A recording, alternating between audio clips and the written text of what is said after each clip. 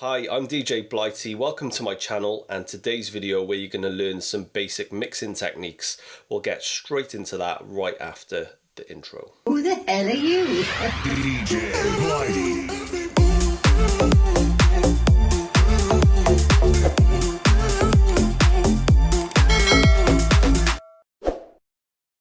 So yeah, just a quick lowdown of what we're going to be covering today. I would say today's video is aimed more towards beginner to intermediate skill level DJs. I wouldn't say it's for advanced DJs. I wouldn't say it's for people who've never touched the decks before. But I'm going to show you some very basic mixing techniques which you can apply to pretty much any genre. I'm going to be using house tracks today. I'm actually going to be using my own tracks just to avoid any copyright infringement issues on my channel. But yeah, what I'm going to do for you, I'm going to put a download link in the description for both of the tracks, so you can use the tracks that I'm demonstrating with today to practice yourself, and you can add them to any future sets if you want to as well. So today I'm going to jump over and be demonstrating over there on the Pioneer DDJ 1000 Serato edition. So this is going to be for digital DJs only. I'm assuming that you're either going to be using a controller or USBs, but you can apply this to any software. I'm going to be using Serato, but if you're using Rekordbox, Traktor, any other digital DJ software, you'll be able to use these techniques quite easily. So we'll be looking at the BPM, we'll be looking at cue points on the grids, we'll be looking at mixing points, as in where to mix in and out of the tracks. I'm going to mark those up, so if you download them below, you will have those cue points already loaded, so you can easily apply the techniques that I show you today. So I'm not going to talk your heads off too much. Let's jump over to the decks and get into it. Okay guys, so as you can see, we've got a nice bird's eye view of the decks here, so you can see everything I'm doing here whilst I'm explaining it. And also we've got a screen grab up here so you can see everything that's going on within my Serato software. So as I said in the intro, I've got two of my own tracks here. This one on the right is myself featuring local and Thai called Heartbroken, which is a remake of a UK classic bassline tune. This one drops on the 27th of November 2020, and this one on the left is currently unreleased with no planned release date, so you can grab both of those in the description below and run through everything that I'm about to show you. So the first thing we're going to do is look at the tempo of both of the tracks. We can see this one's running 1 BPM faster than this one, so the first thing we're going to do is we're going to make them identical so we know they're going to fit in time together. The next thing we're going to do is take note of the key.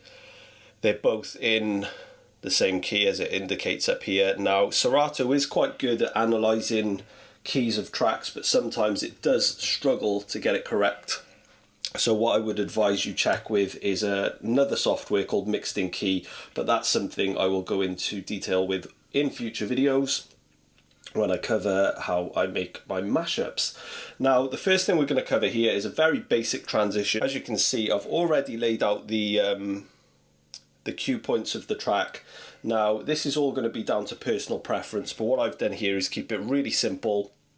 We know we've got 64 beats on the in and out of each of these tracks, so what I've done is break that down into 32 beat increments. So the first cue point is the first beat of the first bar. The second cue point is the second phrase, so that's going to be the second 32 beats, where more elements come in, so like the bass comes in and a few more percussion elements come in, and then the third is where the track actually starts. So we can see that on the timestamp up here, which is 30 seconds. So we know we've got 30 seconds of mixing time in, and on the other end of the track, similar on the way out. But we're not going to mix right at the end, so we're not going to go here. What we're going to do is, I'm going to shorten it so we're not playing the whole track, but we're going to go from the final chorus of this track, which is here, which if you look just at the length of it, is going to be exactly the same as the 64 beats we've got going in on the next track. So we're going to use that as a reference to mix in. So we're going to actually mix from the chorus here, so by the time these final beats come in, we're already at the drop of the intro Sorry, not the intro, the actual drop of this track here. So we've got 64 beats, 30 seconds to actually carry out our transition. Now, I'm going to keep this really simple. We're not going to use the crossfader for this one because I have mine set to sharp, which for house music isn't really applicable. So we're going to just have that dead in the center and not use it at all. We're just going to use the channel faders and the EQs to fade in and out of the tracks. So the first thing we're going to do is start playing the track on the left. We'll go through from the second breakdown, so the transition isn't too long. I just want you to pay close attention to what I'm doing. We're going to use the Q button technique. So the Q button is already loaded on the first beat of the first bar. You can use the hot cue as well, but remember that it must already be playing when you do this, meaning that if you have the channel fader up even slightly, it will be audible because we've got the crossfader in the middle. So I would advise having the Q point set and actually using it to mix in where it's not likely to be audible. So when that's playing, you wouldn't very likely be able to hear that. So what we're going to do is carry out the transition from now. So watch closely to what I'm doing.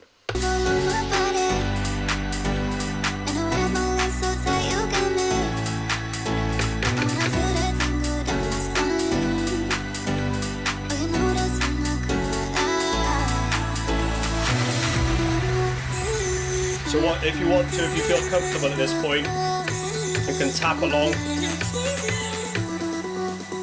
But all you need to do is make sure you press play on time.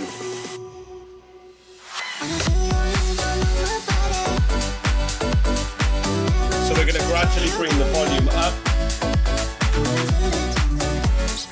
After 32 beats, we're going to switch to bass.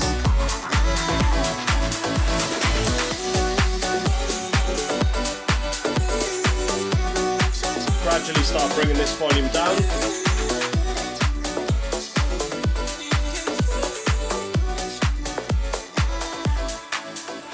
Sitting here at home, thinking about you all alone. Okay, so real simple, straightforward transition there. Only 30 seconds long.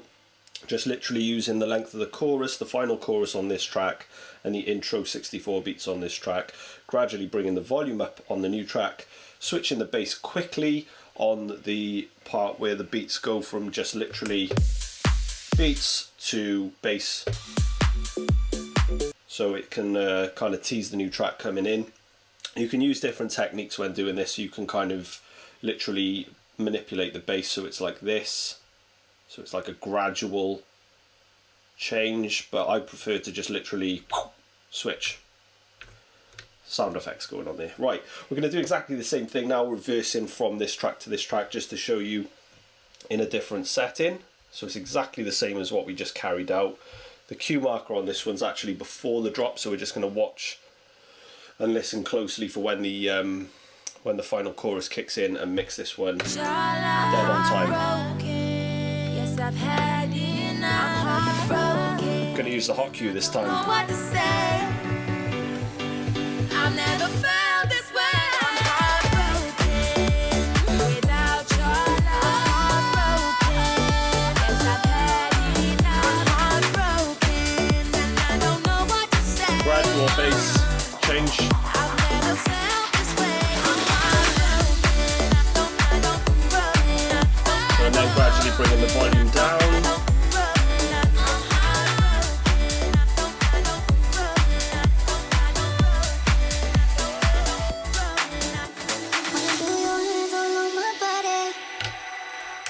So yeah, another nice simple clean transition, nothing too complex going on. So if you are really early stage and a beginner, what you'll want to do is tap along in your headphones with the new beat, so it goes like this. And the more you practice trying to get on time with this, the better your timing will be. As you notice, when I'm pressing play or using the hot cue, it's spot on. I don't really need to think about it too much because I've been doing this for a very long time. But if you're early stage, you might find that a little bit more challenging. So literally just tap along like this with the timing of this beat, so it goes like this.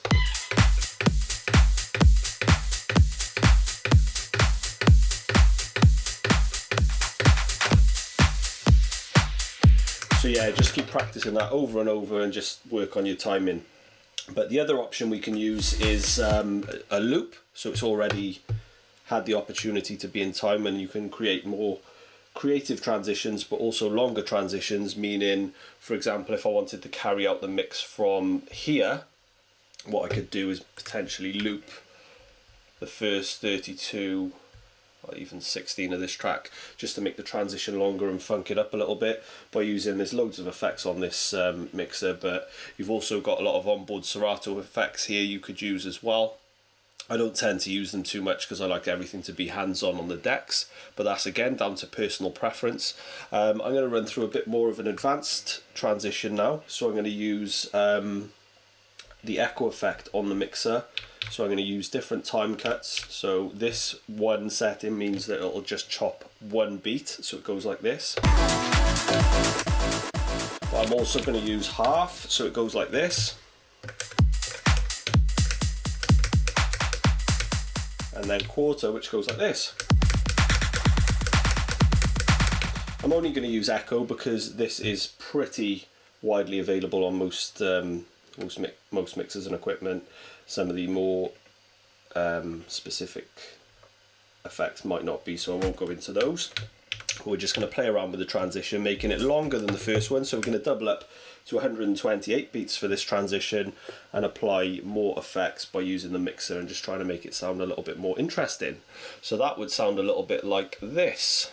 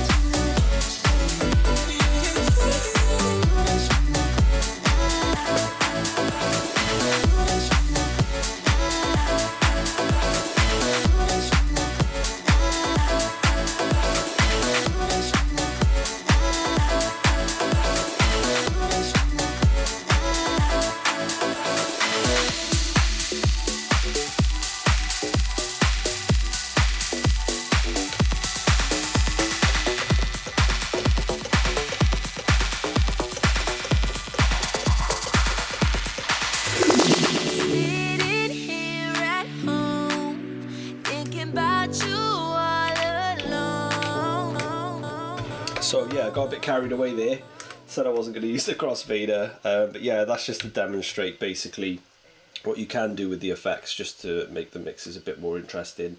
I did say this was a basic mixing technique video, so I'm going to break down how you could keep this really simple and apply things like the echo effect just to make your transitions a little bit more interesting, or even the fades. So when we actually replicate what we did earlier with the fade in technique, we can actually use the echo to actually tail off the previous track just so it flows a little bit better.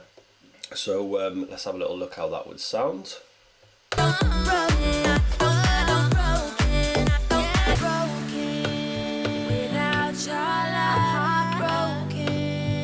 I've had enough. I'm heartbroken and I don't know what to say. I've never felt this way. I'm heartbroken without your love. Heartbroken, yes, I've had enough. I'm heartbroken and I don't know what to say.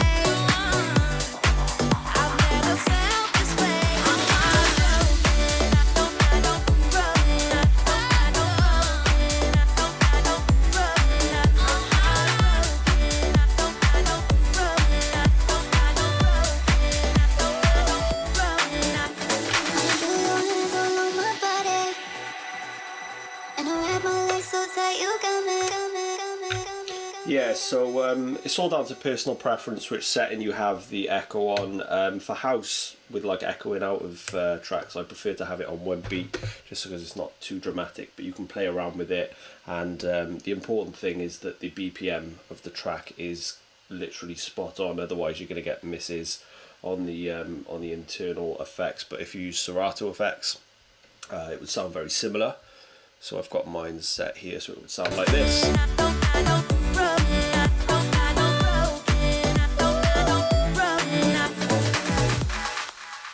So yeah, it's not quite as clean as the mixer, so I prefer not to use that one, but that is available as well. That's all down to playing with the settings. I use break echo in Serato DJ Pro, filter's quite high, feedback's quite low, rollout time 200%, mode set to fade, beat set to 1. So yeah, you can play around with that, see what you prefer. But yeah, those were some really basic techniques. The other thing that we could look at as well is extending the transition by looping the end part, which I showed you when I got a little bit carried away earlier. So what you could do is maybe grab 4 beats of the final bar and just loop it and start playing around with the filters and the effects. So grab...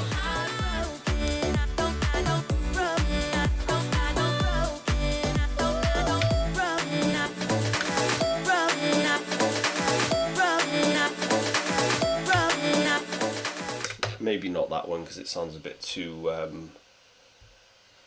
cluttered, a bit too much going on. Maybe this one, or even before the drop. Sometimes it's quite a cool idea.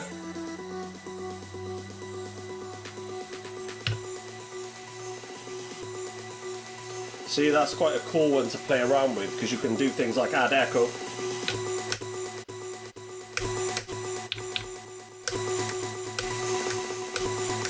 When you apply like filters, it can be quite a cool way to bring tracks in. I'll just run you through that transition now just to show you what it can sound like.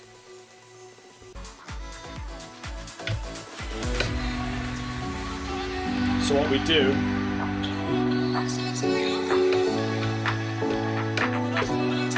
we'd have to filter and use it like this.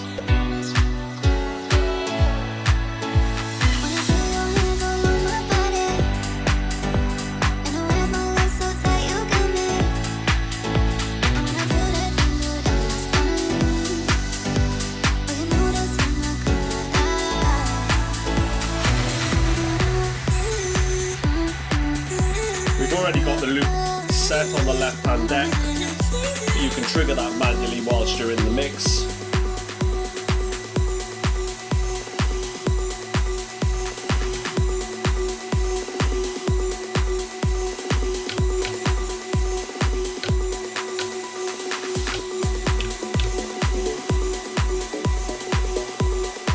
And then maybe shorten the loop.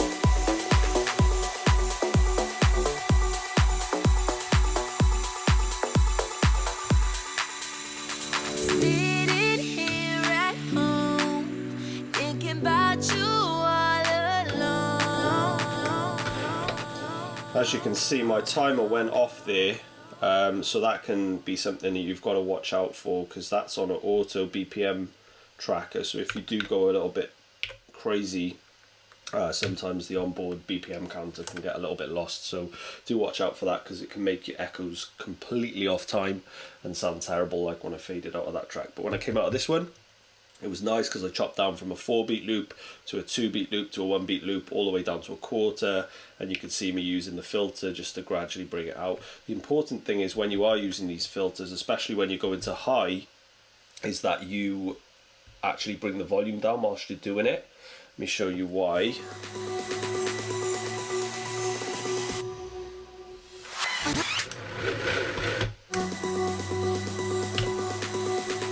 If you do this, at that point there, where you've got stuff going on this track, there's a little bit too much going on in the high frequencies, so what you want to do is bring the volume down until it's nice and balanced. And as you apply more high filter, see if it's up there, it's a bit too sharp. And as you bring the filter more, it tends to settle down.